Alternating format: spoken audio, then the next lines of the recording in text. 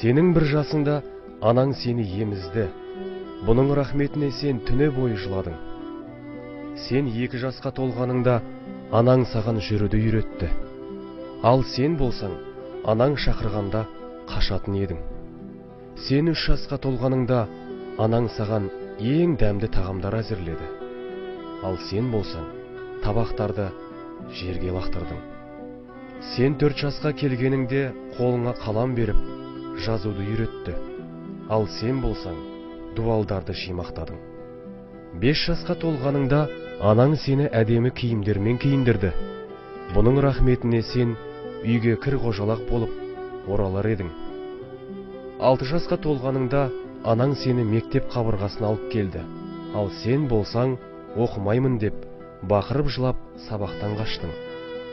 10 жасқа толғаныңда анаң сені құшағына алу үшін мектептен қашан келер екен деп сарғая күтіп отырды. Ал сен болсаң, дереу бөлмеңе қарай асықтың.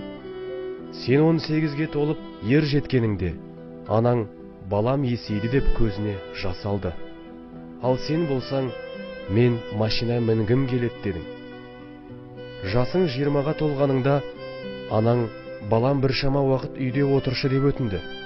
Ал сен болсаң, бар уақытыңды достарыңа ысырап еттің. Сен 25-ке келгеніңде анаң той жасап сені үйлендірді. Ал сен болсаң, лажы болса, үйден ұзақ болайын деп анаңды тастап, әйеліңмен бірге еншіңді алып кеттің. Жасың 30-ға толып бала шағалы болғаныңда анаң бала тәрбиесінде көмек бергісі келді. Ал сен болсаң, менің жеке басымның тірлігіне, жеке өміріме араласпа дедің. Сен 35-ке келгеніңде анаң сені тамақтануға үйіне шақырды. Ал сен болсаң, тығыз шаруаларым көп, уақытым жоқ дедің. Сен 40-қа келгеніңде анаң саған телефон соғып, балам, мен науқаспын, сенің қолғабысыңа мұқтажбын дегенде, сен ата-ананың проблемалары балаларын мазалайды дедің. Бір күні анаң о дүниеге аттанады. Ананың балаға деген махаббаты өзімен бірге кетеді.